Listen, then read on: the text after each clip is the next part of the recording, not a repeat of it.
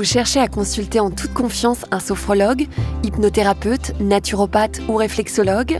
Alors découvrez Liberlo.com, le sponsor de cet épisode, une plateforme de réservation de praticiens certifiés et vérifiés de médecine douce que nous avons le plaisir d'accueillir.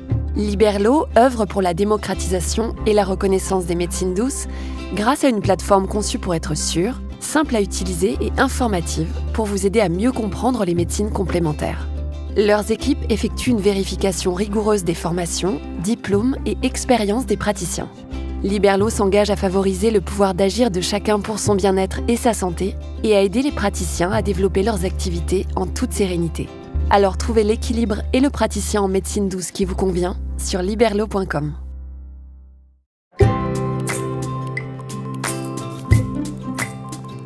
Bienvenue dans la saison 5 de Métamorphose, le podcast qui éveille la conscience.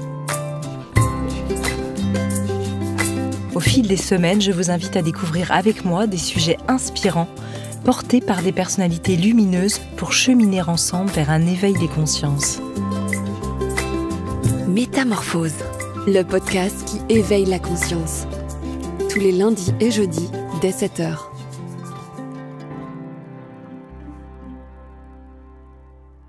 Que se passe-t-il lorsque nous mourrons? Est-ce que tout s'arrête après le dernier souffle? Comment élucider le mystère de la conscience? Peut-on entrer en contact avec l'invisible? Pour répondre à ces questions vertigineuses qui se sont posées à lui à la mort accidentelle de son frère, mon invité du jour a enquêté et expérimenté sur ce sujet pendant plus de 15 ans. Et il affirme aujourd'hui dans le titre de son tout nouvel ouvrage, paru aux éditions HarperCollins France, la mort n'existe pas. Il a mené l'enquête auprès des neurosciences et de médecins autour de phénomènes comme les expériences de mort imminente, les EMI, mais a aussi vécu ses propres expériences spirituelles à travers le chamanisme ou l'accompagnement en fin de vie de son père. Et il a touché du doigt une autre dimension, lui permettant de transmettre à sa fille Luna l'apaisement procuré par ses voyages aux frontières de la vie. Je suis ravie évidemment de retrouver aujourd'hui dans Métamorphose Stéphane Alix. Bonjour Stéphane. Bonjour Anne. Comment ça va, d'abord pour commencer? Ça va très très bien, merci beaucoup. Alors, je le disais en introduction, Stéphane, cet ouvrage s'adresse à ta fille Luna. Il me semble que c'est le premier, je crois pas avoir vu dans tes autres ouvrages que tu t'adressais directement à elle. Oui, c'est le cas. En fait, c'est venu assez naturellement parce que Luna, ma fille, avait 3 ans quand son oncle est mort, quand mon frère Thomas est décédé en Afghanistan.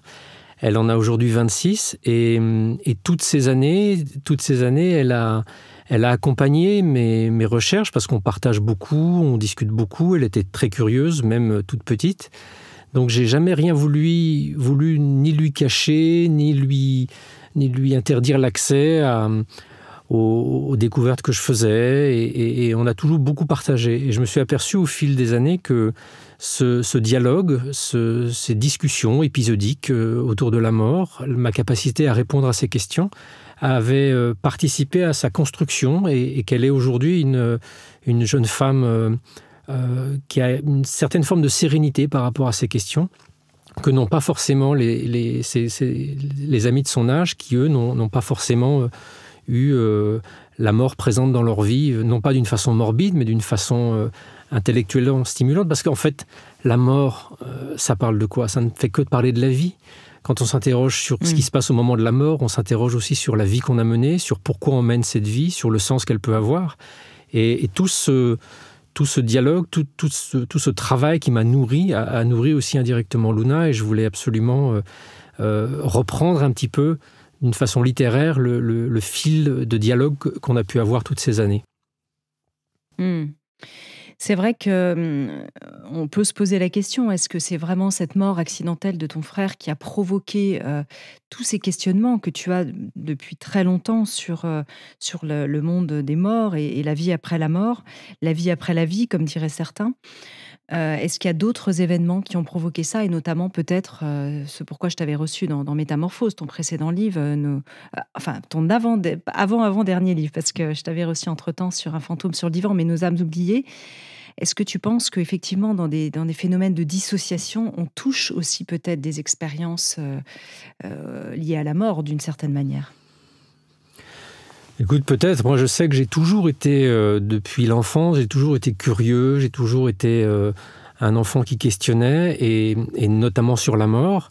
J'ai eu, comme sans doute beaucoup d'adolescents, une période de très très grand questionnement à l'âge de 15, 16, 17 ans, où je m'interrogeais sur qu'est-ce que je fais là, en fait, qu'est-ce que je fais dans ce monde qui m'a l'air si absurde, si incohérent par rapport à ce qu'il pourrait être peut-être dans un idéal. Et donc j'avais une grande curiosité à la fois spirituelle, ésotérique pendant l'adolescence. Et puis je me suis engagé dans la vie active. Je suis devenu reporter de guerre très jeune. Je suis parti à 19 ans en Afghanistan sur mon premier conflit. Et dans les années qui ont suivi, j'ai vraiment mis un mouchoir sur toutes ces interrogations, tous ces questionnements existentiels et philosophiques, parce que voilà, j'entrais dans la vie active. Donc comme la plupart des adolescents qui rêvent à l'adolescence, j'ai mis un mouchoir sur mes rêves et je suis passé, j'ai bossé quoi. J'ai bossé. Donc la mort de mon frère, la mort de Thomas, j'avais 32 ans, lui il en avait 30, a effectivement réactivé tout ce questionnement, et le choc a été tel qu'il est devenu absolument impossible pour moi de reprendre une forme d'amnésie, de reprendre une forme de vie quotidienne sans examiner à fond tous ces sujets, tous ces questionnements. Mais je l'ai fait à l'âge de 32 ans avec déjà une solide expérience de journaliste, d'investigation, et ça m'a permis de questionner la question de la conscience, la question de la mort, de la vie potentielle après la mort, avec une vraie méthodologie scientifique et journalistique, et qui a réouvert une forme d'accès à une dimension spirituelle que je porte et que je vis aujourd'hui pleinement. C'est vrai qu'on le sent dans ce livre, on sent tout ton travail d'enquêteur, de journaliste, et qui te tient vraiment à cœur. D'ailleurs, tu parles beaucoup de ce personnage d'enquêteur qui est très présent chez toi et qui a vraiment besoin de ce sérieux, de cette rigueur, et qui parfois te colle, on en reparlera peut-être un peu trop à la peau à certains moments dans ta vie. Et ce livre est vraiment, je trouve, cette richesse à la fois de cette expérience, je le disais en introduction, à travers les voies chamaniques notamment, mais pas que. Et puis, ton travail d'enquêteur. Et si je peux faire le parallèle, je pense, en te lisant, peut-être aussi à David Servan-Schreiber, qui lui faisait une autre sorte d'expérience, qui était l'expérience du cancer, et qui en même temps poursuivait ses recherches de chercheur. Toi, tu es vraiment dans cette démarche ? Bah oui, complètement, parce que, si tu veux, le sujet sur lequel je me suis mis à travailler après la mort de Thomas, la question de la conscience, il laisse pas indifférent. C'est pas un sujet que j'ai choisi comme ça pour travailler dessus pendant 6 mois et puis après repasser à autre chose et basculer sur je ne sais quoi, les reportages que je faisais auparavant. S'interroger sur la mort, s'interroger sur la vie, ça affecte fondamentalement ma manière de vivre et l'être que je suis. Au début, c'était pas du tout mon intention. Mon intention était de trouver des réponses. Donc, je suis journaliste, je pose des questions, je sais faire une enquête, je sais discerner dans ce qu'on me raconte ce qui est solide, ce qui est fragile, ce qui est faux. Donc, j'ai vraiment abordé cette question-là de façon extrêmement pragmatique au début. Et je pense que c'est vraiment nécessaire parce que dans un monde, et plus encore aujourd'hui, où la vérité semble devenir fluctuante, où on ne sait plus trop vers qui se tourner pour avoir une information sûre, je pense que le travail de journaliste, il est prépondérant, que ce soit sur des questions politiques, sociales, culturelles, mais aussi sur des questions plus philosophiques comme celle de la mort. L'outil du journalisme permet d'opérer une forme de discernement entre les sources qui sont crédibles, les sources qui sont fragiles, les sources qui sont potentiellement solides, etc. etc. Donc, les premières années d'enquête, et ce livre rassemble en fait 15 années de synthèse de mes voyages et de mes enquêtes. Dans les premières années, j'ai vraiment eu une approche extrêmement rationnelle, cartésienne. Qu'est-ce que les médecins savent de la mort ? Qu'est-ce qu'on sait de la relation entre cerveau et conscience ? Comment se fait-il que des expériences comme les expériences de mort imminente peuvent se produire manifestement à des moments où le cerveau fonctionne mal, voire plus du tout, alors que le cerveau est censé fabriquer notre conscience ? Voilà, toutes ces incohérences qui se manifestent entre ce que l'on pense savoir de la réalité et ce que l'on observe comme phénomène, ce sont précisément ces incohérences qui permettent d'avancer et de faire progresser nos connaissances sur le monde qui nous entoure, l'être que nous sommes, etc. Et puis, au fil du temps, c'est vrai que la science est un outil absolument formidable, qui est peut-être le meilleur outil dont on dispose aujourd'hui pour explorer le réel, mais il a ses limites.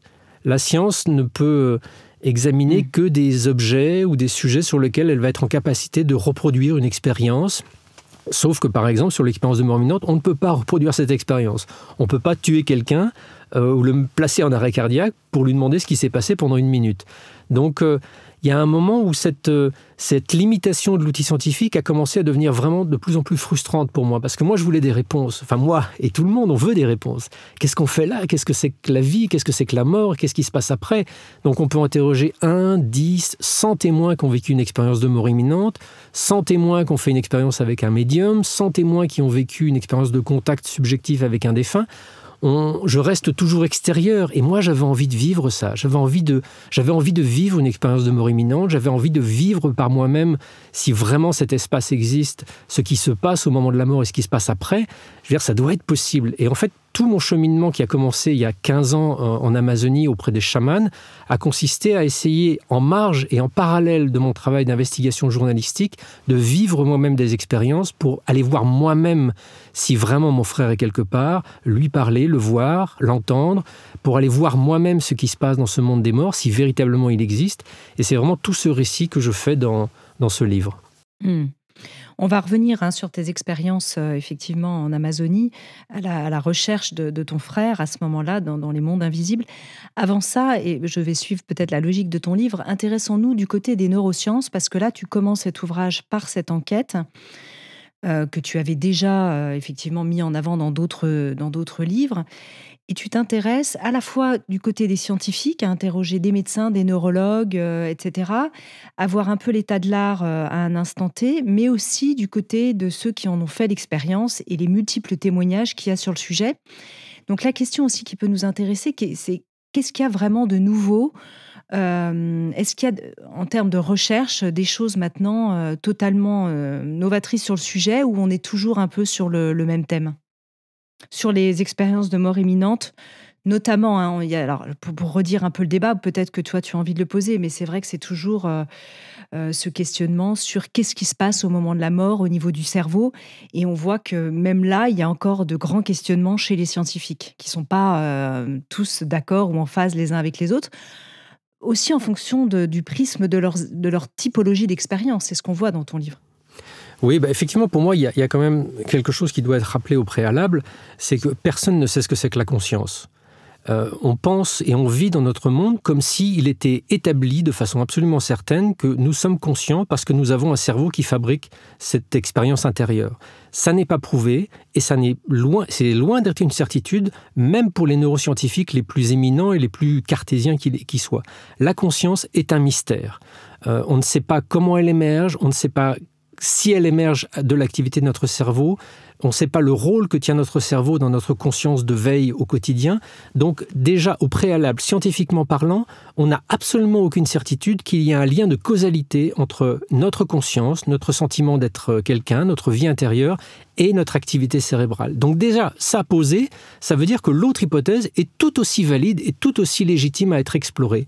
À savoir, notre conscience n'a rien à voir avec le cerveau et le cerveau a un autre rôle dans notre vie quotidienne, un rôle qui pourrait s'apparenter peut-être plus à une forme de régulateur d'une conscience au-delà du temps et de l'espace. Je ne rentre pas dans le détail parce que c'est assez complexe et je détaille tout ça dans le livre, mais voilà pour moi quelque chose qui est vraiment fondamental à comprendre. C'est-à-dire que mon livre et mon travail n'est pas une sorte de synthèse de mes croyances. C'est vraiment un constat scientifique des limitations de nos connaissances scientifiques quant à l'activité de notre conscience. Donc, cela posé, comment est-ce qu'on étudie la conscience ? On étudie la conscience en observant ces différents états.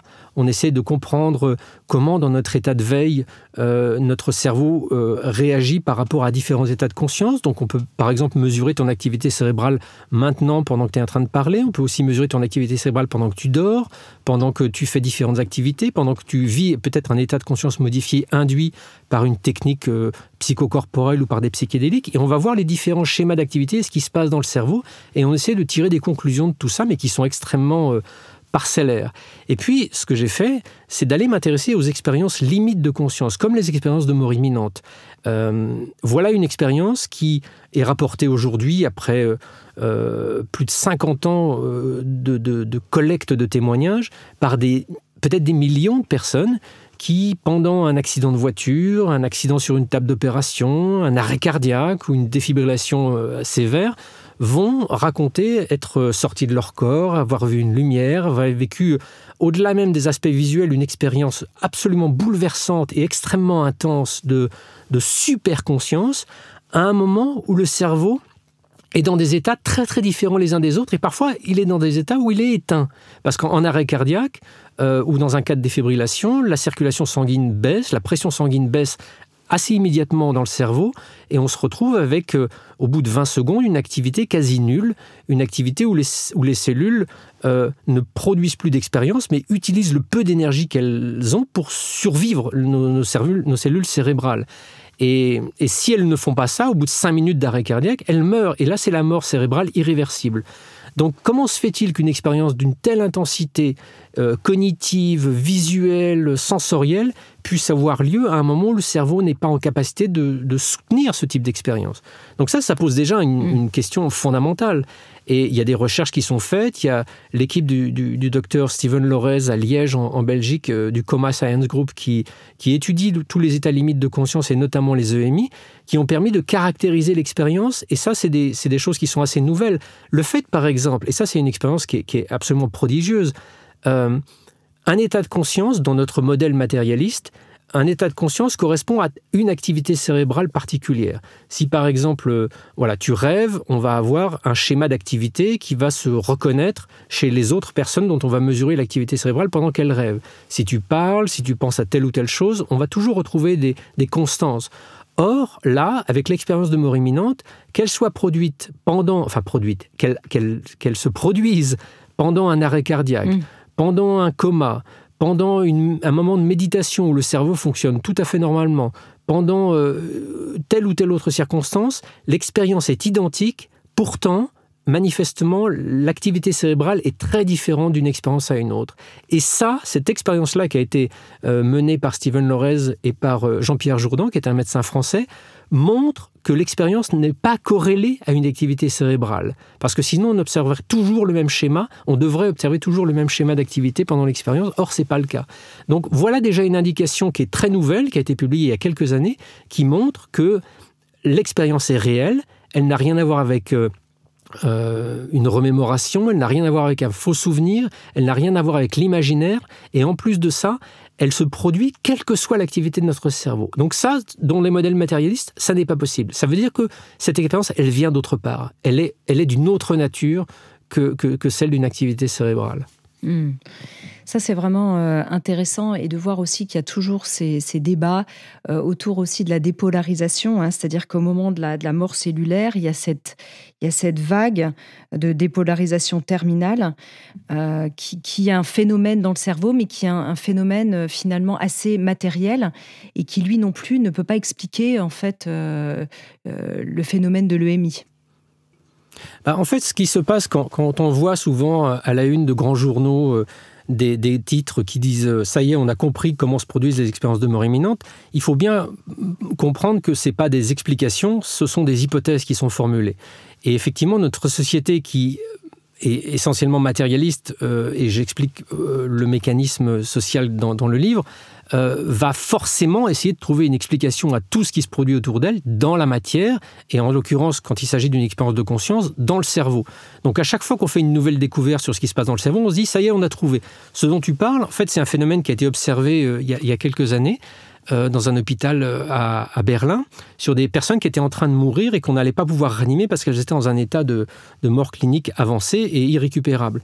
On observe effectivement, après un arrêt cardiaque, le cerveau se met en pause. Au bout de 15 à 20 secondes, il se met en pause. Il n'y a plus d'activité, il n'y a plus d'échange électrochimique dans le cerveau, et chacune des cellules, c'est-à-dire les neurones, conserve la petite énergie qu'elle a pour maintenir son intégrité. Et ça tient 1 minute, 2 minutes, 3 minutes, jusqu'à 5 minutes. Et au bout de 5 minutes, c'est comme quelqu'un qui fait de l'apnée au fond de la piscine. Au bout de 5 minutes, il ne peut plus respirer. Il prend une grande gorgée d'eau et hop, ça y est, il se noie. Et là, c'est pareil dans le cerveau. Au bout de 5 minutes à peu près, les cellules qui ont conservé leur énergie pour survivre, explosent et dépolarisent. Et là, ça crée une vague d'activité électrique extrêmement soudaine et brutale dans le cerveau, qui part de l'arrière du cerveau jusqu'au devant et qui crée un intense moment d'activité. Sauf que c'est l'activité de la mort, parce que cette cellule qui dépolarise, elle explose, donc elle ne revient pas à la vie. Donc quelqu'un qui vivrait ce phénomène de dépolarisation est mort, tombe en arrêt cérébral, en mort cérébrale, et ne reviendra pas, ne pourra pas raconter quoi que ce soit comme EMI. Sauf que voilà, certains scientifiques se sont dit, comme il y a un sursaut d'activité électrique, c'est sans doute ça l'EMI. Sauf que d'une part, je l'ai expliqué, quand tu vis une dépolarisation, tu reviens pas, tu meurs, donc tu peux pas vivre une expérience. Et puis deux, ce sursaut d'activité que l'on associe à une EMI, c'est une association complètement arbitraire. Pour que cette hypothèse tienne, il faudrait passer sous silence toutes les phénomènes, les observations, les choses vérifiées qui ont été rapportées par des personnes qui ont vécu une expérience de mort imminente. Par exemple, une personne qui sort de son corps et qui, pendant qu'elle est en arrêt cardiaque et pendant qu'elle est en expérience de mort imminente, voit ce qui se passe dans la pièce d'à côté, du bloc opératoire, voit ce qui se passe à l'extérieur de l'hôpital. Une personne qui est coincée dans un accident de voiture, qui sort de son corps et qui voit la scène depuis l'extérieur et qui peut en rapporter des éléments vérifiables. Et là, c'est moi où le journaliste intervient. Je vais vérifier ces informations. Est-ce qu'une personne qui est sortie de son corps et qui décrit des choses peut décrire quelque chose qui s'est vraiment passé, ou est-ce que ça peut être une reconstruction? On a des moyens de vérifier. Donc ça, la dépolarisation, c'est-à-dire une espèce de sursaut électrique comme un feu d'artifice dans le cerveau, n'explique pas comment une personne pourrait rapporter des perceptions qui se sont avérées pendant son expérience.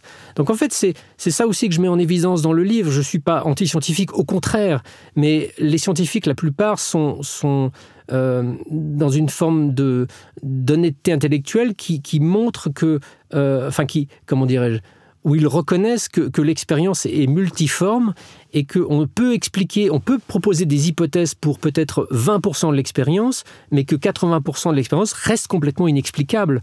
Donc, c'est un petit peu ce que je montre dans le livre, c'est que comment dirais-je, la science, elle est obligée de formuler, que ce soit les neuroscientifiques ou quelles que soient les disciplines, on formule une hypothèse. On observe un phénomène, on dit ça pourrait peut-être fonctionner comme ça, et on essaie de vérifier si cette hypothèse est plutôt solide ou plutôt faible.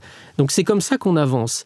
Et on aimerait avoir une grande expérience scientifique, une grande révélation où on nous dirait ça y est, les choses sont prouvées, sauf que c'est une méconnaissance que nous avons, nous, de la façon dont la science fonctionne. La science n'est pas une espèce de monolithe qui tout d'un coup te donne une preuve irréfutable de telle ou telle chose. Déjà, le terme de preuve, il est réservé aux mathématiques. On prouve quelque chose mathématiquement, mais en neurosciences, en astrophysique ou dans d'autres domaines, on ne prouve pas de façon mathématique. On fait la démonstration de la solidité d'une hypothèse en accumulant un certain nombre d'éléments de preuve qui vont rendre cette hypothèse plus solide qu'une autre. Et c'est là où, par exemple, les statistiques interviennent. Donc, on a dans notre monde une vision un peu naïve, en fait, de la façon dont la science fonctionne, en se disant, si ce phénomène existe, il doit être prouvé, et s'il n'est pas prouvé, c'est qu'il n'existe pas. Ça ne fonctionne pas comme ça, en fait. C'est vrai qu'en miroir de ce que tu expliquais, ce qui est intéressant aussi dans tous ces phénomènes, c'est là tu parlais de sursaut, de regain d'énergie des cellules avant la mort finale cérébrale. Et ça fait penser à ce que tu racontes aussi souvent en fin de vie, peu avant la mort. Certaines personnes ont un espèce de sursaut de vie où on a presque l'impression que d'un seul coup, la personne est presque guérie. En tout cas, ça va beaucoup mieux alors qu'elle était mourante. Et ça aussi, ça reste encore aujourd'hui un phénomène assez étonnant, surprenant, peut-être même parfois méconnu. Oui, c'est méconnu parce que c'est comme tous les sujets qui ont trait à la mort, on n'en parle pas, on garde ça par-devers soi. Mais moi, ce qui m'a frappé, c'est à côtoyer des médecins, des infirmières, des chefs de service dans les unités de soins palliatifs. Et j'ai reçu un nombre incroyable de témoignages de ce phénomène qui s'appelle le regain. C'est-à-dire que vous pouvez avoir une personne qui peut être en dégénérescence progressive, catatonique, silencieuse, non-verbale, mais qui, dans les heures ou les jours qui précèdent son décès, va soudain reprendre conscience, être capable d'interagir avec l'environnement, comme si tout d'un coup ça allait mieux. Et souvent, ce moment où ça va mieux précède de peu la mort. Donc c'est interloquant, c'est déstabilisant pour les gens qui se disent on accompagne notre papa au seuil de la mort, tout d'un coup il va mieux, et puis il est mort 2 jours après, on ne comprend pas pourquoi. Donc ce phénomène de regain, il est effectivement extrêmement observé. Là où il devient extrêmement compliqué à expliquer, c'est dans les cas notamment de personnes qui ont une dégénérescence organique lourde, comme la maladie d'Alzheimer par exemple, Parce que la maladie d'Alzheimer, c'est une dégénérescence du cerveau qui, au fil du temps, se détruit progressivement, avec notamment les plaquettes, qui empêchent le fonctionnement correct du cerveau. C'est pour ça que les gens qui souffrent d'Alzheimer sont dans un état qui se dégrade progressivement. Et cet état de dégradation organique interdit tout regain. C'est pas possible. Avec un cerveau qui se détruit progressivement, qui empêche la parole, qui empêche la communication, qui empêche l'accès aux souvenirs, qui rend ces personnes dans un état de si grande détresse, il est impossible que tout d'un coup il y ait ce regain dans les jours ou les heures qui précèdent le décès. Et pourtant on l'observe. Donc ce phénomène de regain, notamment pour les malades d'Alzheimer ou les malades qui sont en dégénérescence cérébrale, est une nouvelle anomalie qui ne devrait pas se produire dans notre modèle matérialiste et qui pourtant se produit. Et sur ce, j'ai recueilli un nombre assez incroyable de témoignages. Ça m'a vraiment intéressée aussi. Effectivement, je l'avais observé autour de moi, mais je ne connaissais pas. J'ai découvert vraiment ce phénomène en te lisant plus concrètement. Pour revenir quand même sur la conscience, parce que tu disais que on ne sait pas aujourd'hui, la conscience est un des sujets les plus complexes, ça reste un mystère, hein, tu l'as très bien dit tout à l'heure. Et j'aime beaucoup quand le docteur Van Lommel, dans ton livre, peut-être tu nous diras ce qu'il fait, ne parle pas de vie après la mort, mais de continuité de la conscience. Et lui, il prend quand même cette métaphore de la conscience et du cloud comme une interface qui est l'ordinateur pour le cloud et le cerveau pour l'humain, qui permettrait quand même de comprendre un peu mieux les choses si on cherchait comme ça une image. Oui, le docteur Pim Van Lommel est un cardiologue hollandais qui est à la source de la plus grande et la plus importante étude prospective faite sur les EMI, dont les résultats avaient été publiés dans The Lancet. Donc c'est quelqu'un qui s'est intéressé pendant des années au phénomène, qui a interrogé des témoins, qui a travaillé sur leurs dossiers médicaux et qui a produit une étude inestimable. Et il a fait le constat, il a tiré les conclusions de son étude et de son travail. Il s'est dit, c'est évident que la conscience ne s'arrête pas avec la mort. C'est démontré par cette étude, c'est démontré par les expériences de mort imminente. Et donc si la conscience ne s'arrête pas à la mort, quelle est sa relation avec le cerveau ? Et c'est son hypothèse que je reprends dans le livre et qui est avancée par beaucoup et de plus en plus de chercheurs, c'est de parler de la conscience comme un phénomène en dehors du temps et de l'espace. Donc ça, c'est dur à se figurer. Quelque chose qui existe en dehors du temps et de l'espace, qui n'est pas bloqué dans notre linéarité, mais comme nous, toi, moi et ceux qui nous écoutent, nous sommes des êtres humains, nous sommes faits de chair et d'os, de matière, nous sommes bloqués dans le temps et dans l'espace, notre passé est passé, notre futur n'est pas encore venu, on est sur une ligne linéaire, donc on a besoin d'un outillage pour pouvoir fonctionner dans cette réalité, quand bien même notre conscience serait, elle, en dehors du temps et de l'espace, et cet outil, c'est le corps physique et c'est le cerveau. Donc le cerveau, pour reprendre ton image du cloud, c'est un petit peu comme un transistor ou un ordinateur qui va réduire l'activité de quelque chose de beaucoup plus large que ce qu'il est pour faire de nous des êtres fonctionnels au quotidien. Donc le cerveau, en fait, d'une certaine manière, est un réducteur de réalité, écrase l'immense majorité de notre conscience qui, elle, est de nature spirituelle pour faire de nous des êtres fonctionnels. Et dans son fonctionnement quotidien, dans son développement, le cerveau, en fait, ferme les unes après les autres toutes les fenêtres que nous avons vers le monde invisible, qui peuvent être encore ouvertes dans les premières semaines, les premiers mois, voire la première année de la vie d'un nourrisson, mais qui vont se fermer progressivement. Et aujourd'hui, en neurosciences et en développement cognitif du cerveau, on sait très très bien comment tout ça se produit. Notre cerveau est une machine à effacer la réalité, en fait. Ce qui est quand même troublant dans cette histoire de conscience, je trouve, c'est que cette question de l'origine de la conscience reste un mystère pour la communauté scientifique. D'ailleurs, tu le dis, c'est baptisé le problème difficile de la conscience. C'est comme ça que c'est appelé. Et en même temps, quand on demande aux gens est-ce qu'ils pressentent, est-ce qu'ils savent ce que c'est que la conscience, tout le monde a une idée, ou en tout cas ressent certainement à l'intérieur de lui ce qu'on signifie. C'est-à-dire quand on parle de la conscience aux gens, on a l'air de savoir de quoi on parle, et en même temps, ça reste un mystère. C'est ça qui est fou.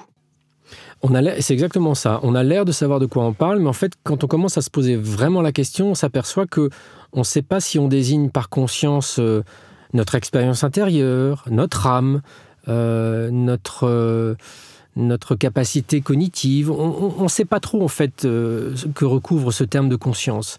C'est la grande difficulté, d'ailleurs, qui se pose aux scientifiques, de savoir comment qualifier l'objet de notre étude, parce que cet objet de notre étude nous échappe complètement, en fait. Et comme le montrent les expériences de mort imminente et tous les autres phénomènes que je cite dans le livre, si notre conscience, ce qui est aujourd'hui pour moi totalement avéré, a cette dimension de nature spirituelle, c'est-à-dire qui échappe au temps et à l'espace, elle est totalement insaisissable. Donc en fait, ce que les neuroscientifiques appellent conscience, souvent, ce sont les interactions et les réactions que l'on observe entre activité de notre cerveau et états de conscience différents. On réduit en fait la conscience à ce que je pourrais appeler la conscience par défaut, la conscience cérébrale, parce qu'il est évident que quand tu tapes sur le cerveau, ça va modifier ton état de conscience. Quand tu bois un litre de whisky et que tu intoxiques tes neurones avec de l'alcool, tu modifies effectivement ton état de conscience. Donc en fait, cet état de conscience directement tributaire est lié à l'activité et au schéma d'activité de notre cerveau. C'est pas la conscience dans sa totalité, c'est juste une petite partie de la conscience, une conscience cérébrale, mais qui n'est pas l'unique dimension de notre conscience plus fondamentale et plus large. C'est une petite partie. Donc les neurosciences, en fait, étudient une petite partie en pensant qu'elle est le tout, alors que le tout leur échappe complètement et que ce tout est immortel. Pour passer à un volet justement plus personnel, qui est l'autre partie de ton livre, il y a ce récit très intime du moment du passage de ton papa. Alors c'est vrai que tu as encore une fois dédié un livre, non pas forcément à ce passage en particulier, mais à une expérience que tu as faite au moment de la mort de ton père, en plaçant des objets dans son cercueil et en allant voir des médiums pour essayer d'avoir un certain nombre d'informations et de rentrer en communication avec lui, s'il pouvait communiquer avec toi. Mais là, il s'agit d'un tout autre récit que tu nous partages, qui est vraiment de cet accompagnement. Et j'ai trouvé, en tout cas, moi, la façon dont il m'a fait vibrer, c'est qu'il est tellement porteur d'espérance, de foi, de joie et d'accompagnement. On sent bien dans ce que tu as vécu que, voilà, il y a cet accompagnement au moment du passage, mais qu'on est vraiment dans un moment où on traverse un voile, mais qu'il y a un continuum, enfin, avec tes mots, c'est comme ça que je l'ai ressenti, ça a été très fort, et j'imagine que c'est comme ça que tu l'as véritablement vécu, puisque tu en parles si bien. Bah écoute, merci de tes mots. Tu sais, je pense que on passe notre vie à se remémorer des choses du passé et à anticiper ce qui va arriver. On passe notre vie à se projeter dans des situations aussi diverses que celles qu'on va pouvoir rencontrer dans notre vie, en se disant quand il va se passer ça, je ferai ça, quand il va se passer ci, je ferai ci, etc., etc. On n'est jamais vraiment dans le moment présent dans notre existence. C'est d'ailleurs pour ça que plein de traditions spirituelles nous invitent effectivement à essayer de retrouver un peu ce moment présent à travers la méditation ou d'autres pratiques. Et ce qui se passe quand on est confronté à quelque chose de totalement inattendu, totalement nouveau, comme la mort de mon père, comme la mort de mon frère, comme voilà, ces épisodes de nos vies très ponctuels, mais très intenses et très inattendus, on est propulsé dans le présent à cette seconde. C'est-à-dire que moi, c'est ce qui s'est passé quand j'ai accompagné mon papa. Dans les semaines qui précédaient, je me disais comment je vais l'aider, comment je vais le guider. Alors j'avais déjà beaucoup lu, beaucoup travaillé sur la question. J'avais notamment beaucoup lu le livre des morts tibétains, qui est une sorte de manuel à lire aux personnes en train de mourir pour les guider dans l'au-delà. Mais en même temps, quand je réfléchissais à cette question, je me disais mais je ne vais pas lui lire le livre des morts. Mon père n'est pas bouddhiste, il n'est pas sensibilisé particulièrement à la phénoménologie et au panthéon bouddhiste, donc ça ne va pas lui parler. Donc je m'interrogeais, je m'inquiétais même, qu'est-ce que je vais pouvoir faire ? Et en fait, au moment où je suis arrivé à quelques heures de son dernier soupir, je me suis trouvé dans le présent. Je me suis pas dit, ça s'est fait un peu spontanément, arrête de penser, arrête de réfléchir à ce que tu dois faire, sois juste toi-même, sois juste spontané. Et à cette seconde, enfin pendant ces secondes, ces minutes, ces longues minutes qui ont duré son dernier souffle, j'étais vraiment dans le présent. Et quand on arrive à être dans ce moment-là, notre âme nous parle, notre âme est enfin en capacité de s'exprimer. Et c'est ce que je raconte beaucoup dans le livre, en expliquant aussi le rôle du cerveau qui nous enferme dans notre existence. Notre cerveau nous nous fait en permanence anticiper des situations sur la base de ce qu'il a déjà appris. Donc, notre cerveau, c'est une machine à réfléchir en permanence, à anticiper en permanence, qui nous coupe du moment présent. Et qu'est-ce qu'il y a dans le moment présent ? Il y a cet accès à notre âme, il y a cet accès à cette dimension de notre conscience qui est immortelle, qui est d'une grande sagesse, qui est d'une grande paix, qui est d'une grande sérénité. Et au moment où j'ai accompagné mon papa dans ces heures qui ont précédé son dernier souffle, par la magie du moment, je ne sais pas comment expliquer ça autrement, je me suis trouvé dans ce présent, et tout d'un coup, tout était simple, tout était... Ça va peut-être choquer certaines personnes que je dis ça, tout était presque joyeux. Il y avait une intense émotion de ma part à m'imaginer à savoir que mon père était en train de mourir. C'était évidemment extrêmement émotionnel, mais il y avait aussi presque de la joie à vivre ce moment. Après, 2 heures, 3 heures après, une fois qu'il est mort, on revient dans l'activité de notre cerveau, on revient dans la tristesse, on revient dans toutes ces habitudes cognitives que l'on a et qui sont engrammées en nous, mais dans l'instant présent de son départ, il y avait de la joie, il y avait de l'énergie, il y avait de la force, il y avait l'évidence, et j'en ai des frissons en te disant ça, l'évidence que la conscience ne s'arrête jamais. Là, on touche du doigt une des grandes réponses que tu partages à ta fille pendant cet ouvrage, qui est l'amour. Il y avait l'amour à ce moment-là entre ton père et toi dans cette expérience qui circulait et qui forcément apporte une forme de joie, même si ça paraît fou au moment du départ. Oui. Et l'amour, c'est quelque chose que j'ai découvert à travers mes expériences chamaniques et à travers tout le travail que j'ai fait en état modifié de conscience.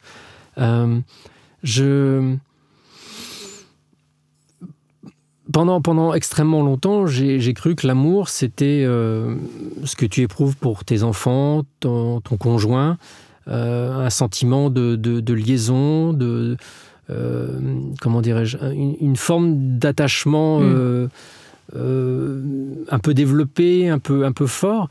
Et puis, dans certains états de conscience modifiés que j'ai vécu et que je rapporte dans le livre, j'ai plongé dans cet amour dont parlent notamment les expérienceurs de mort imminente. Et là, on est dans quelque chose qui est 1 milliard de fois plus puissant que le sentiment que je peux éprouver pour ma fille, pour ma compagne, pour mes parents, pour quiconque d'humain. L'amour qui est décrit comme étant une réalité dans laquelle tu pénètres au moment d'une expérience de mort imminente ou au moment de la mort, ça n'est pas un sentiment, ça n'est pas une émotion, c'est un état d'harmonie. Un état d'harmonie d'une justesse et d'une paix, d'une profondeur absolument inouïe. Et je pense, ça c'est mon ressenti personnel, je pense que l'amour est vraiment la base matérielle constitutive, la base constitutive de la réalité. La réalité, c'est de l'amour, c'est-à-dire de l'harmonie. Et s'il y a autour de nous tant de disharmonie, tant de colère, tant de confusion, tant de tristesse, c'est nous qui créons ça par-dessus cette harmonie, par-dessus cette beauté intrinsèque de la réalité. C'est ce que j'ai découvert en vivant moi-même des expériences de mort imminente que j'ai induites, c'est ce que j'ai expérimenté, c'est ce que j'ai ressenti dans chacune des cellules de mon corps, c'est que la réalité est d'une beauté incommensurable, sauf que nous sommes des humains confus, apeurés, et que c'est cette confusion et cette peur qui crée une forme de voile qui nous empêche de percevoir cette beauté. Tu le nommes d'ailleurs, j'aime beaucoup, carapace égo. C'est vrai que dans ton cheminement avec ces expériences en Amazonie, alors je rappelle que les substances que tu as utilisées sont absolument interdites en France, en Europe en général, et que en fonction des personnes, il peut être dangereux de se prêter à ce type d'expérience. C'est-à-dire qu'il faut avoir quand même une structure à la fois psychique solide et ouverte. Enfin, je ne sais pas comment on pourrait le dire, mais c'est vrai que ce n'est pas forcément approprié pour tout à chacun. Donc là, on parle vraiment de ton expérience à toi, pas forcément pour en faire un cas général. On est d'accord, Stéphane ?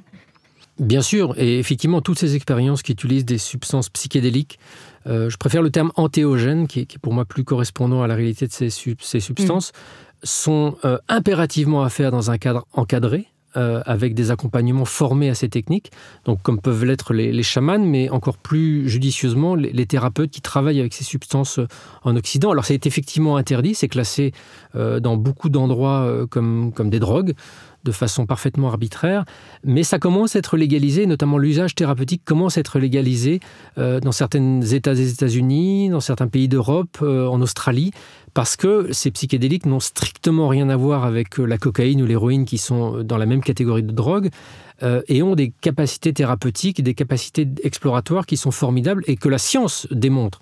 Quand je suis parti faire des essais avec des chamans, je suis parti parce que j'ai essayé de prendre au pied de la lettre ce que racontent les chamans sur le monde des esprits, mais je me suis aussi appuyé sur toutes les recherches qui sont faites en Occident sur ces substances antéogènes et qui montrent leur caractère profondément transformateur et thérapeutique.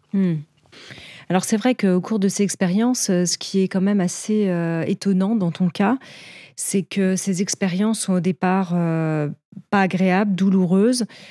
Tu vas pour essayer de voir ton frère, de le rencontrer, et pendant très longtemps, en fait, tu ne le rencontres pas. Et ces expériences sont dures.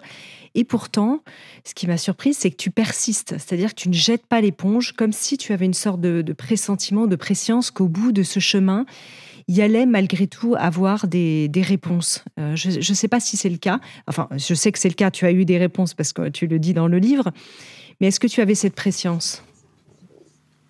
Je ne sais pas si j'avais cette prescience, mais je suis tenace comme journaliste tenace, oui. Et comme être humain. Et effectivement, c'est... Voilà, pour parler un petit peu de cette expérience chamanique, effectivement, on n'est pas dans Matrix. Il ne s'agit pas de prendre la pilule bleue et tout d'un coup, tu vois la réalité différemment. L'expérience chamanique est extrêmement bouleversante, extrêmement remuante, transformatrice. En fait, elle t'emmène dans le monde des morts. Mais pour aller dans le monde des morts, il faut mourir. Sauf que nous, on n'a pas envie de mourir. Notre cerveau n'est pas fait pour mourir, notre ego n'a pas envie de mourir, donc il met en place des résistances qui sont absolument colossales. Et ce chemin d'apprentissage chamanique, c'est pas quelque chose qui peut se faire en un week-end de développement personnel. C'est quelque chose qui, moi, m'a pris une quinzaine d'années pour parvenir à comprendre un petit peu ce qui se passe dans ces états modifiés de conscience, à ne pas être totalement submergé par le caractère, l'altérité radicale que ça représente, et pour commencer à avoir un peu de discernement dans ce qui m'arrivait. Donc ça a pris très longtemps. C'était effectivement parfois extrêmement difficile, mais j'avais... ce pressentiment, je ne sais pas, j'avais quand même l'intuition qu'il ne s'agissait pas simplement de délire ou d'hallucination. Les chamans utilisent ces techniques d'induction d'états modifiés de conscience depuis des millénaires. Ça les a rendus extrêmement adaptatifs dans un monde ultra hostile qui est celui de la forêt amazonienne. C'est pas juste des vues de l'esprit, c'est pas juste des croyances sans fondement, c'est vraiment une connaissance, une médecine qui est basée sur une expérimentation directe qui remonte, voilà, je le redis, à des millénaires. Donc quand les chamans te disent on va voir le monde des esprits, ça n'est pas peut-être uniquement métaphorique. Donc j'avais déjà cette intuition au départ quand je suis parti la première fois en Amazonie, et puis toutes mes expériences, voyage après voyage, m'ont conforté dans cette idée que les chamans n'étaient pas juste des sortes de prêtres un peu bizarres qui entrent en transe et que ça ressemblerait à une crise d'épilepsie. Ce sont peut-être des détenteurs d'un savoir beaucoup plus simple, beaucoup plus oublié chez nous, qui permet d'interagir avec un monde spirituel qui nous entoure, qui nous baigne et qui nous influence. Et en même temps, et c'est ce que j'ai découvert. En même temps, ils ont quand même aussi, je te coupe 2 secondes, le filtre de leur culture qui n'est pas la nôtre. C'est-à-dire que si on se réfère par exemple à Jung, il disait on revient toujours à la spiritualité finalement un peu de sa culture. C'est vrai que chez certains chamans d'Amazonie, il y a aussi une vision parfois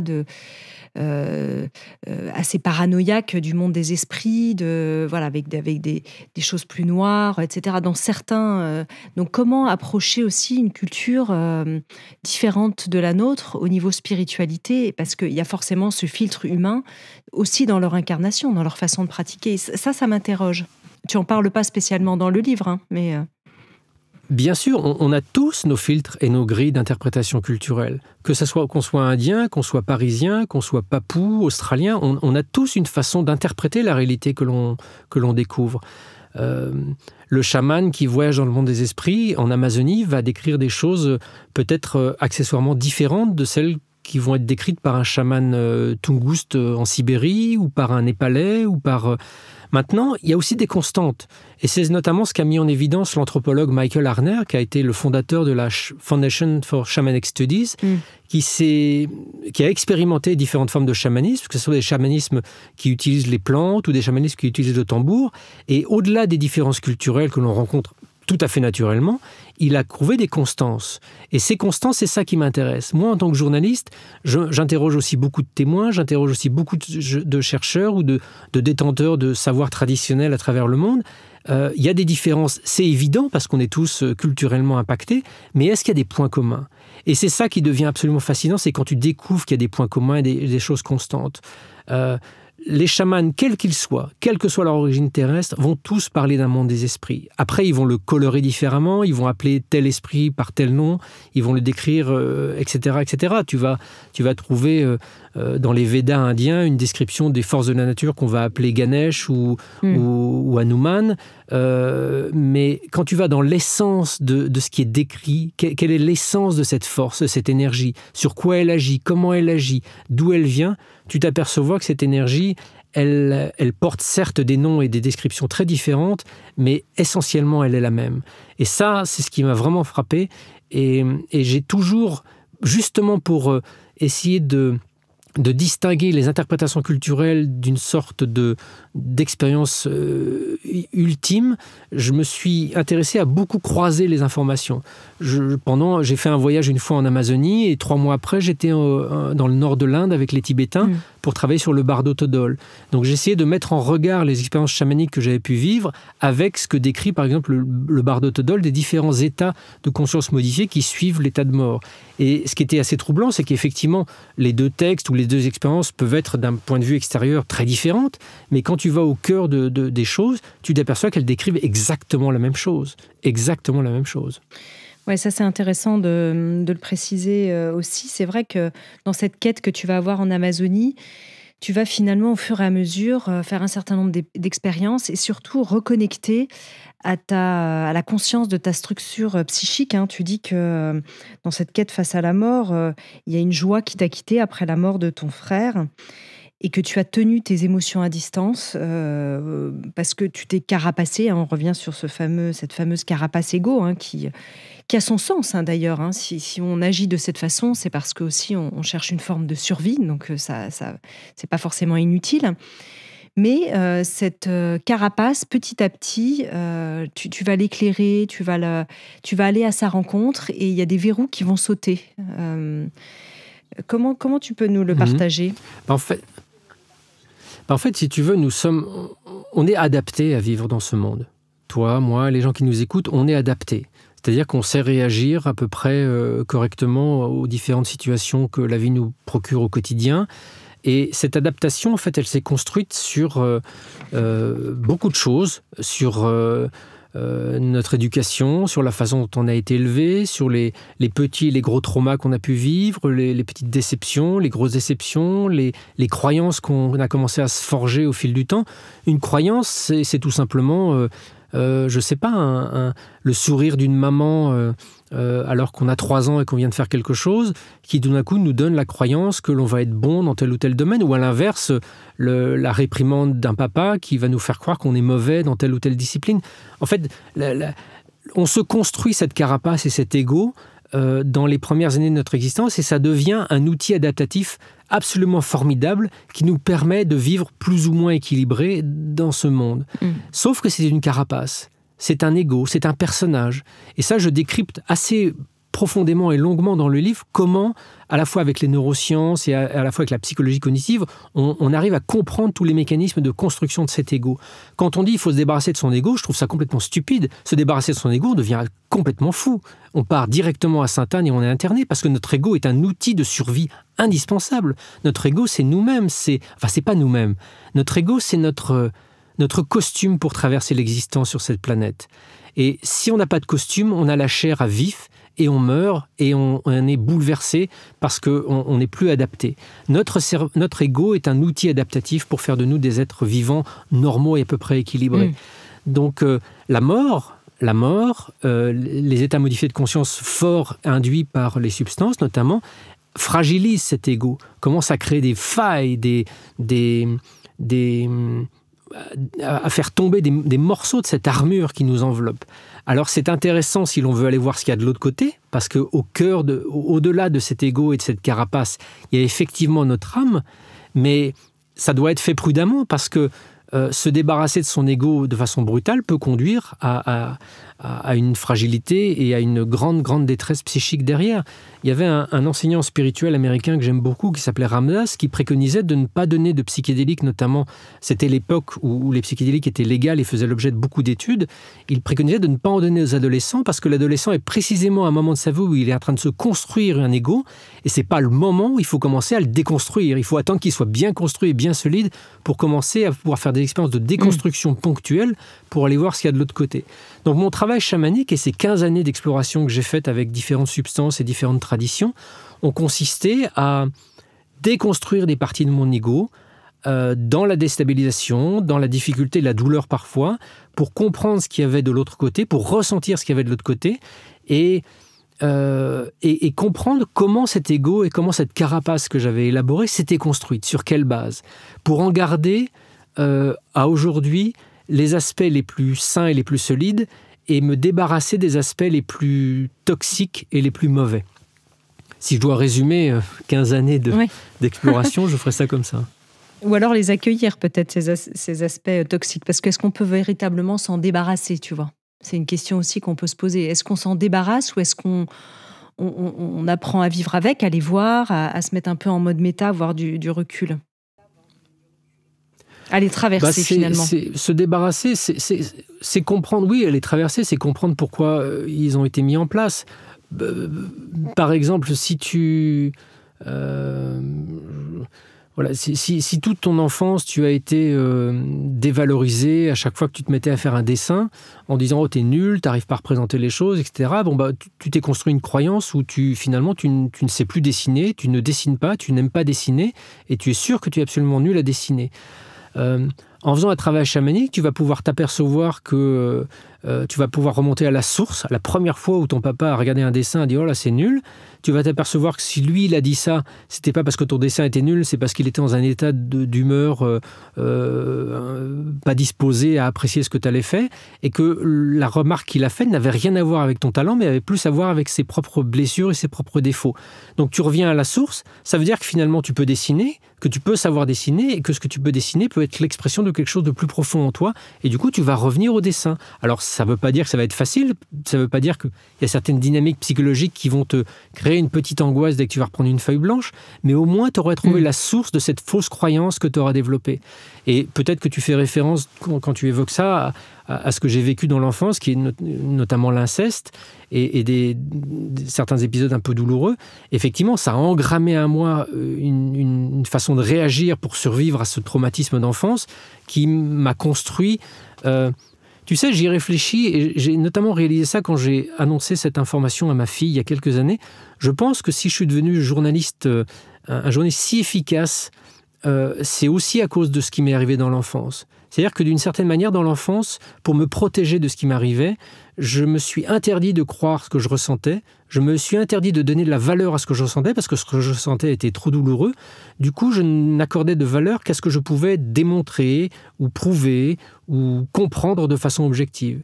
Donc ça a été un formidable outil dans ma vie de journaliste, parce que je suis peut-être beaucoup plus tenace que certains journalistes. Je ne m'arrête pas à la première hypothèse qui me plaît. J'ai besoin qu'elle soit prouvée, démontrée, etc. Mais ça m'a aussi coupé, ça c'est l'aspect négatif, ça m'a aussi coupé de mon monde émotionnel et de ma capacité à vivre de l'émotion, à ressentir de la joie. Donc il y a dans notre ego, dans notre carapace, qui est un outil d'adaptation à notre monde, il y a forcément des aspects qui sont positifs, qui sont aidants, et puis des aspects qui sont moins aidants, plus difficiles. Et l'expérience de cheminement que j'ai fait de mettre de la lumière sur l'origine de ces mécanismes et de pourquoi je les avais mis en œuvre ne m'en débarrasse pas pour autant, mais me permet une plus grande souplesse et une plus grande paix dans ma capacité à les convoquer ou à ne pas les convoquer. C'est-à-dire qu'aujourd'hui, par exemple, je continue à être extrêmement cartésien, rationnel. Quand je travaille sur un sujet, je suis extrêmement rigoureux, Mais j'ai aussi aujourd'hui découvert une plus grande capacité en moi à être intuitif et à accepter des choses que je ressens, qui seront absolument indémontrables, qui sont purement subjectives. Donc je suis parvenu beaucoup plus facilement qu'il y a encore quelques années à ressentir ce monde invisible qui m'environne, à ressentir la présence de mon frère à certains moments, sans plus avoir besoin de me le prouver définitivement pour l'accepter. C'est vrai que tu dis que au fur et à mesure de tes expériences, tu redeviens plus vaste. Tu dis aussi que tu es redevenu ton âme et que la conscience prend forme dans ton corps. C'est beau, en fait, cette image. Voilà, il y a vraiment quelque chose qui s'incarne, mais avec conscience. Mais nous sommes infinis. Tu es infini. Toutes et toutes qui nous écoutez, vous êtes infinis. Vous êtes infinis. Vous êtes au-delà du temps, au-delà de l'espace. Il y a en vous un sage prodigieusement en paix, prodigieusement calme et beau, qui est là et qui ne demande qu'à s'exprimer. Qu'à s'exprimer à travers le peu d'espace qu'on va lui laisser. Et il ne s'agit pas d'aller, comme j'ai pu le faire de façon un peu radicale, au fin fond de l'Amazonie pour se mettre la tête à l'envers. Rien que la méditation, une pratique régulière et quotidienne de la méditation ouvre déjà ces espaces. On s'est aperçu en neurosciences que l'action de la méditation à moyen terme est exactement similaire sur le cerveau à l'action très ponctuelle et très brutale d'un psychédélique. Donc il n'y a pas besoin d'aller prendre des psychédéliques, il suffit juste de s'asseoir 15 minutes, 20 minutes par jour, un peu plus si vous avez envie, c'est toujours mieux d'en faire un peu plus, et de pratiquer ça au quotidien. Et en quelques semaines, vous ouvrez déjà un espace à votre âme pour qu'elle puisse s'exprimer. Ça ne va pas être bouleversant d'emblée, mais ça va être subtil, ça va être délicat, ça va être un petit peu de paix, ça va être tout d'un coup une intuition qui arrive alors qu'auparavant on ne l'aurait pas vue. Ça va être... vous avez offert la parole à votre âme et vous avez commencé à pouvoir l'entendre. Et ça, voilà, la méditation et d'autres techniques sont possibles, mais la méditation que je pratique maintenant de façon régulière et profonde a rendu absolument non nécessaire mes voyages au Pérou, et je ne suis pas retourné au Pérou depuis plusieurs années parce que j'en ai plus besoin. Alors peut-être que maintenant tu trouves à travers la méditation parce que tu as fait sauter une partie de ces mécanismes psychiques en faisant ces expériences-là. D'ailleurs, tu mets en garde, je le redis dans le livre, que les faire sauter, ces mécanismes psychiques équivaut à se mettre entièrement nu au milieu d'une tempête de neige. Je donne la métaphore parce qu'elle est vraie aussi. Tu as eu la solidité pour le faire, mais ce n'est pas forcément un chemin pour chacun. Il peut y avoir aussi, via la voie thérapeutique, on parle de la méditation, mais la voie de la thérapie peut aussi être un chemin pour prendre conscience de nos carapaces. Écoute, tu m'offres l'opportunité de faire cette précision, effectivement, qui est très importante. Après la publication de mon livre « Nos âmes oubliées », dans lequel je raconte mon travail avec une thérapeute qui utilise les psychédéliques et la découverte de ce qui m'était arrivé dans l'enfance, j'ai reçu beaucoup de demandes de personnes me disant « Comment je peux faire ça ?» Et je ne peux pas, c'est interdit, malheureusement. Il y a encore peu de possibilités, à moins d'aller aux États-Unis, de pouvoir faire ça en Europe.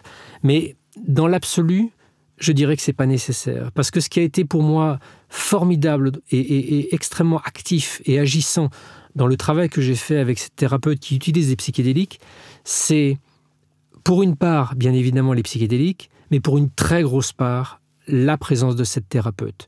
Cette Lénie qui m'a accompagné sur plusieurs sessions, elle a fait un travail absolument formidable pour me permettre de faire sortir ces traumatismes d'enfance. Et je pense que la relation thérapeutique est encore plus importante que la technique que l'on va utiliser, que ce soit des psychédéliques ou une autre technique. Donc ça peut prendre plus de temps, bien évidemment, avec une autre technique, mais peu importe.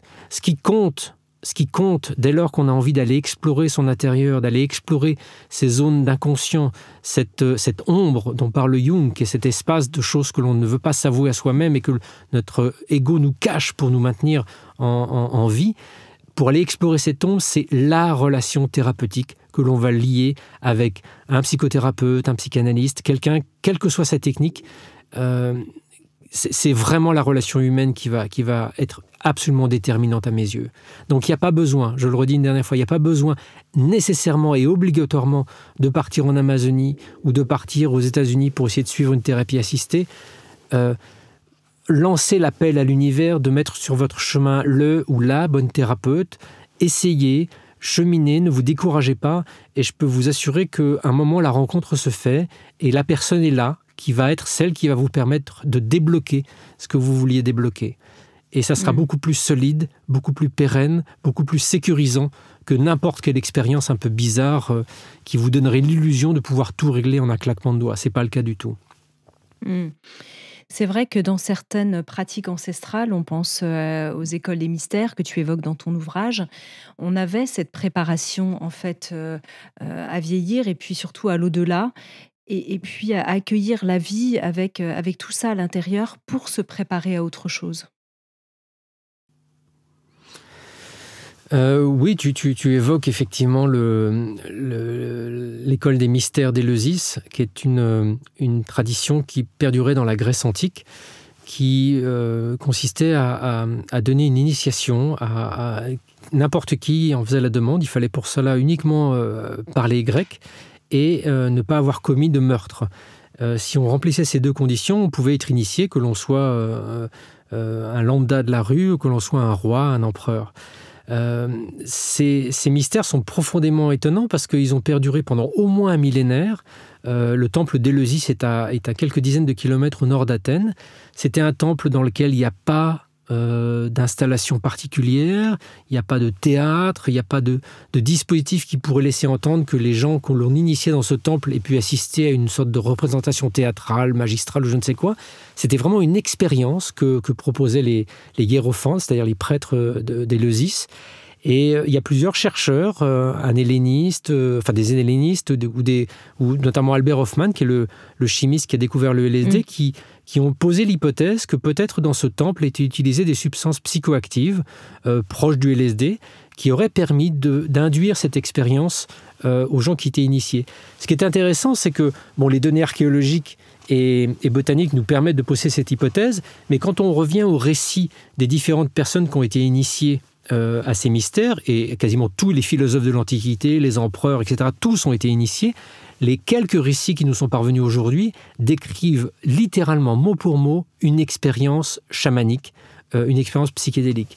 Et ce qui m'a particulièrement touché, c'est que mon papa était un intellectuel extrêmement cultivé et cherchant dans les livres, et notamment cherchant dans Socrate, les réponses à ces grandes questions de la vie et de la mort, et notamment après la mort de mon frère. Socrate n'a jamais rien écrit lui-même. On ne doit son enseignement philosophique qu'à Platon, son élève, qui a retranscrit ses dialogues et qui a retranscrit notamment le moment de sa mort. Et quand on se plonge, et j'en ai parlé avec Fabrice Midal, qui est un philosophe éminent et qui a une parfaite connaissance de l'enseignement et de l'essence philosophique de Socrate, on s'aperçoit que l'enseignement même socratique est un enseignement chamanique. Socrate n'est pas un philosophe théoricien, c'est pas un philosophe qui nous fait du moulinage mental et cérébral pour développer des idées brillantes, etc. Socrate est quelqu'un qui parle d'une expérience directe que lui-même a vécue. Et Socrate a été initié au temple d'Éleusis, et ce que je pose comme hypothèse, mais je ne suis pas le seul à la poser dans le livre, c'est que Socrate a utilisé sans doute une substance pour vivre lui-même l'expérience de la mort, l'expérience initiatique, et que c'est ce qui lui a donné cette immense sérénité qu'il a eue au moment de sa mort, parce que je le rappelle à nos auditeurs et auditrices, Socrate a été condamné à mort en fait par les autorités d'Athènes. Il a été condamné à boire la ciguë et il accepte cette sentence. Et quand il boit la ciguë, il est extrêmement détendu, véritablement comme quelqu'un qui sait très bien où il va. Ce qui est étonnant quand même, c'est qu'on retrouve chez les grands mystiques ou les grands saints des expériences de départ vers la mort, où là, on est vraiment dans des expériences d'initiés, on touche aussi à des mystères, mais sans forcément avoir besoin de plantes, par une forme d'illumination liée à la liturgie, à la prière, à d'autres voies, en fait, qui peuvent aussi peut-être conduire à ça. Bien sûr, l'expérience des substances n'est absolument pas exclusive pour vivre ce type d'expérience. Si on a utilisé des plantes pour étudier, notamment en neurosciences aujourd'hui, les expériences d'extase, c'est parce qu'on a pu constater que les extases spontanées, comme tu le soulignes, vécues par des grands saints ou par des mystiques, sont en tout point similaires aux expériences induites par des substances. Donc c'est pour ça que, notamment à l'Imperial College de Londres, les chercheurs ont voulu utiliser la psilocybine, qui est le composé actif du champignon hallucinogène, pour provoquer des expériences d'extase, parce que l'on sait précisément que ces expériences d'extase induites sont similaires à celles spontanées. Mais l'humanité regorge de moments d'extase, de personnages qui ont vécu ces expériences mystiques. Pourquoi ? Mais parce que nous sommes des êtres spirituels, parce que nous sommes des êtres habités d'une âme, et que sur le nombre colossal d'êtres humains sur cette planète, il est bien évident qu'il y en a un certain nombre qui ont spontanément eu des moments d'accès à cette âme. On n'est pas tous irrémédiablement et définitivement enfermés dans notre carapace de chair et d'os.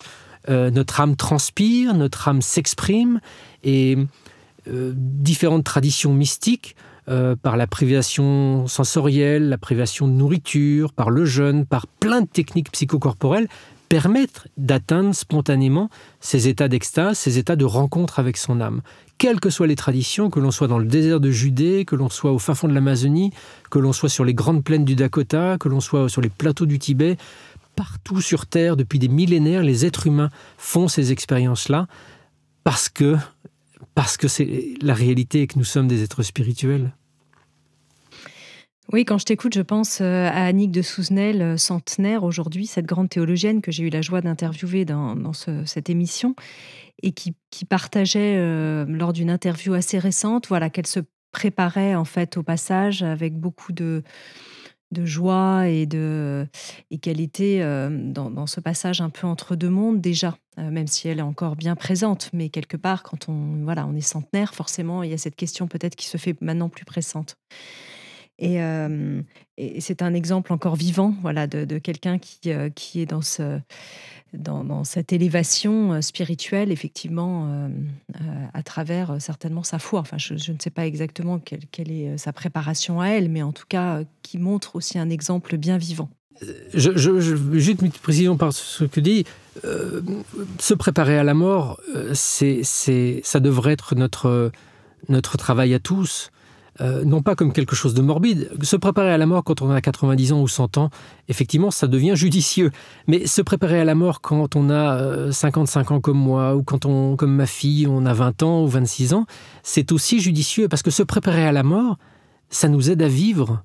C'est pas quelque chose de morbide. Se préparer à la mort, c'est se dire qu'est-ce qu'aujourd'hui, quel que soit l'âge que je fais dans ma vie pour que ma vie ait du sens, pour que ma vie soit réussie. Réussir sa vie, ça ne veut pas dire gagner telle somme d'argent ou rencontrer tel succès. Réussir sa vie, ça veut dire être en équilibre et en harmonie avec quelque chose qui brille et qui vibre au fond de soi-même. Ce quelque chose qui vibre, c'est pas une mission, c'est pas un objectif, c'est pas une tâche à remplir, c'est quelque chose qui vibre de la joie. Est-ce que à 20 ans, à 40 ans, à 50 ans, quand on s'observe, quand on fait une pause et qu'on réfléchit sur « Ok, qu'est-ce qui va se passer quand je vais mourir ? Qu'est-ce qui vibre là ? Qu'est-ce qu'on a envie de faire ? Qu'est-ce qui provoque de la joie ?» Et c'est ça, se préparer à mourir. Se préparer à mourir, c'est convoquer la joie quotidiennement dans sa vie pour savoir qu'est-ce qui l'a fait naître et comment l'entretenir. Tu te sens plus serein, justement, toi, aujourd'hui, dans ta vie, par rapport à tout ce que tu as traversé, à la fois les expériences et puis toutes ces douleurs que tu as vécues ? Oui, je me sens éminemment serein, parce que justement, j'arrive beaucoup plus facilement aujourd'hui à entendre cette joie intérieure que j'avais tue pendant tant de décennies. Je la sens vibrer, j'arrive à la suivre, à la connecter. Ça me fait réaliser que la vie est prodigieusement bienveillante. Bienveillante, ça ne veut pas dire que ça va vous éviter des accidents et des aléas. La bienveillance de la vie, ça veut dire qu'elle nous propose ce qui va permettre de faire émerger cette joie en nous. Parfois, ça peut être des épreuves. Il ne faut pas se méprendre. Je ne pense pas que le bonheur, ça soit un objectif affiché à atteindre.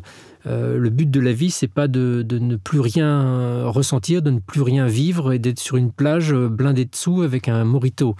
Le but de la vie, c'est de nous permettre de traverser cette existence, quel que soit ce que l'on rencontre, que l'on soit soudanais, parisien, que l'on soit dans une vie confortable ou au contraire dans une vie d'une précarité absolue.